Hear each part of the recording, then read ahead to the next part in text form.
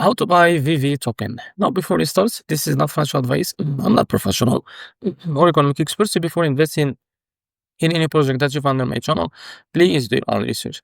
Now, before going on by this token, make sure to check the next account and keep following the updates about this token. Now, as you can see, this token is available on the screener. It's created 1 month ago, and as you can see, this token is running number 8 in the base section. Now, to be able to buy this token, what you need to do, just click here to copy the token address and open your Bitget wallet. For that, as you can see, after that, go to your wallet, and from the top right corner, click here and make sure to select the base network. Now, click on this plus icon and paste token address in the search bar, as you can see. So after that, what you need to do is just click on this plus icon to add it to your wallet.